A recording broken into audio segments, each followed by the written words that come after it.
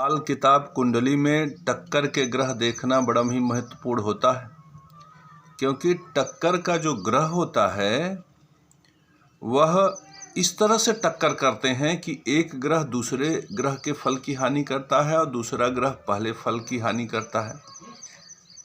और अगर यह टक्कर मित्र में हो तो संबंधित फलों में जो भाव बनता है वह कहीं न कहीं दुख और कष्टों को बढ़ाने वाला होता है। जैसे मेरे परम प्रिय शिष्यों, चंद्रमा और गुरु में खड अष्टक का संबंध हो, 6-8 का संबंध हो, यह सकट योग होता है। मन से व्यक्ति सोचता है, चंद्रमा मन है और मन ही ज्ञान को दिशा प्रदान करता है। तो गुरु का ज्ञान यदि चंद्रमा के मन से बैर कर ले तो व्यक्ति जिस दिशा में सोचता है, जिस दिशा में काम करना चाहता है और जिस दिशा में उसकी उन्नति हो सकती है, उसके लिए मन बैरी कर जाएगा। तो इसीलिए चंद्रमा से जब गुरु खष्टम होता है तो कहते हैं गुरु चंद्रमा की जड़ें उखाड़ रहा है और चंद्रमा गुरु की जड़ें उखाड़ रहा है। तो व्यक्ति विद्वान होता है लेकिन ज्ञान का सुख उसे नहीं प्राप्त होता। क्यों? क्योंकि ज्ञान का मन बैरी होता है। इसीलिए इसको सकट योग बोलते हैं। और हमारे वैदिक ज्योतिष में सकट योग को परिभाषित किया गया है छिछले घड़े की तरह। छिछला घड़ा क्या है मेरे परम प्रिय शिष्यों? ऐसे घड़े जिसमें छोटे छोटे छिद्र हों, छेद हों, तो जब आप उसमें पानी भरोगे तो पूरा का पूरा पानी क्या होगा कि धीरे धीरे करके निकल जाएगा। तो ये सकट योग है। सकट योग एक प्रकार का बंधन योग है। ये इस तरह का योग होता है कि इसमें व्यक्ति सुख नहीं टिकता, धन नहीं टिकता, व्यक्ति का सामर्थ्य नहीं टिकता। तो सकट योग अगर कुंडली में है तो कभी व्यक्ति रोग व्याधि में परेशान है, तो कभी कर्ज में परेशान है, तो कभी खर्च की व्यवस्था करने में परेशान है, तो कभी घर गृहस्थी में परेशान है। तो यह है सकट योग, जिसे लाल किताब बड़े आसानी से आप लोगों के समक्ष परिभाषित करता है।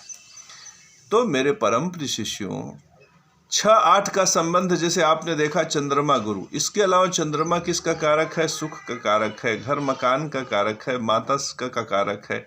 आप पता चला ज्ञान विद्या बुद्धि से माता को प्रसन्न करने का प्रयास कर रहे हैं, लेकिन माता जी आप पर प्रसन्न न होकर आपके दूसरे भाइयों पर प्रसन्न है।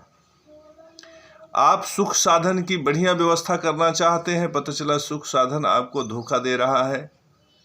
तो यहाँ पे चंद्रमा गुरु की जो ये लड़ाई है, या तो आपके ज्ञान के मार्ग को पथभ्रष्ट करके आपका श्री नष्ट कर दे, और या तो फिर आपके सुख की दिशा को बदलकर आपको सुखहीन कर दे। तो मेरे परम प्रिय शिष्यों, यहाँ पे स्थिति क्या बनती है कि सुख और ज्ञान दोनों साथ साथ नहीं हो सकते। मेरे परम प्रिय शिष्यों, जैसे गुरु संतान का कारक है, तो जब आपको घर में संतान आएगी तो साथ में मन को अशांत करने वाली चीज़ें आएंगी।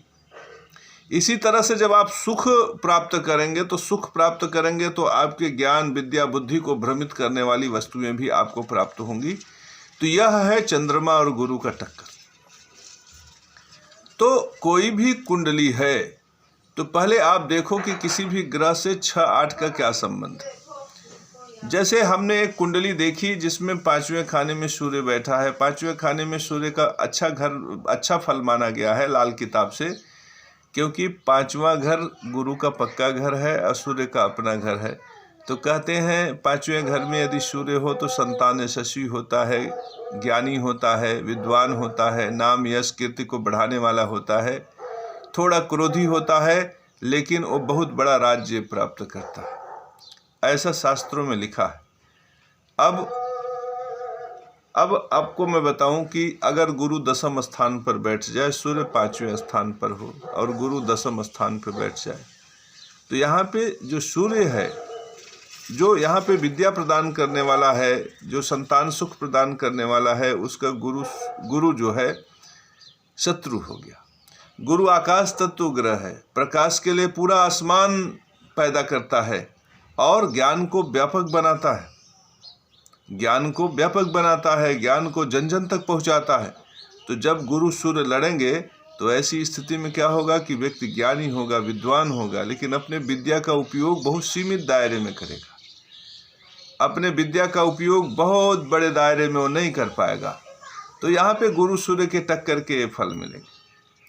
इसी तरह से मेरे परम प्रिय शिष्य, जैसे लगन में चंद्र है और खष्टम में उसका शत्रु बुध बैठा है, तो चंद्रमा बुध आपस में लड़ेंगे। जब चंद्रमा बुध आपस में लड़ेंगे तो बुध क्या है? बुध शरीर में स्किन है, नस नाड़ियाँ हैं, दांत हैं। तो व्यक्ति के दांत में तकलीफ होगा, कानों में तकलीफ होगा, श्वास की नलिकाओं में तकलीफ होगा, नस नाड़ियों में तकलीफ होगा, जोड़ों में दर्द होगा। तो क्योंकि बुध वहाँ रोग पर बैठा है, शत्रु पे बैठा है, ऋण पे बैठा है। व्यक्ति का ज्ञान उसको धकेलेगा कि तुम कर्जा ले लो, तुम कर्ज लेके फला व्यापार कर लो, तुम बहुत उन्नति करोगे। तो ये सब चीज़ें वो कर भी लेगा।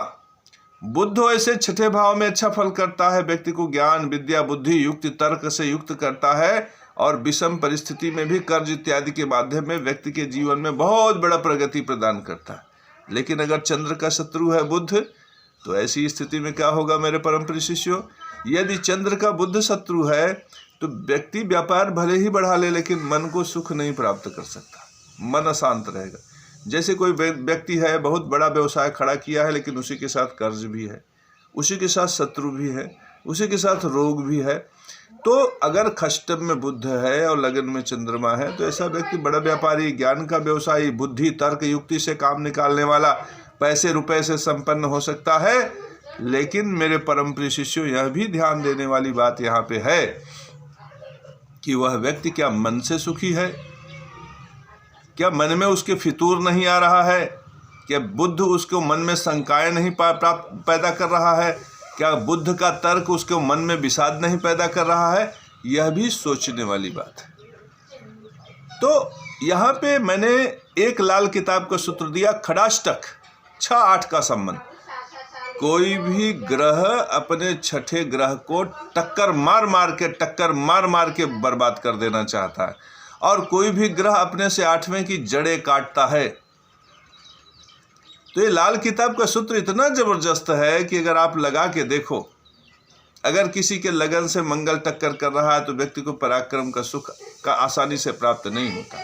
अगर शुक्र टक्कर दे रहा है शरीर से तो व्यक्ति को स्त्री और भोग संभोग का सुख आसानी से प्राप्त नहीं हो सकता।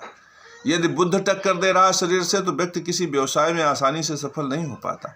यदि राहु टक्कर दे रहा है शरीर को तो व्यक्ति में बड़ी ही मानसिक अशांति पैदा होती है, और यदि केतु टक्कर दे रहा है शरीर को तो व्यक्ति भूत प्रेत के बाधाओं में ग्रसित हो जाता है। तो मेरे परम प्रिय शिष्यों, यदि तुम्हें ज्योतिष का जानकार बनना है, यदि चाहते हो कि एकदम मस्त मस्त ज्योतिष आप जानो, मस्त मस्त सूत्र जानो, तो हमारे चैनल को सब्सक्राइब जरूर करना, क्योंकि मेरा वीडियो जब अपलोड होगा तो सीधे तुम्हारे दरवाजे पहुंचेगा। तो आज इतना ही, फिर किसी नए टॉपिक पर फिर मिलेंगे।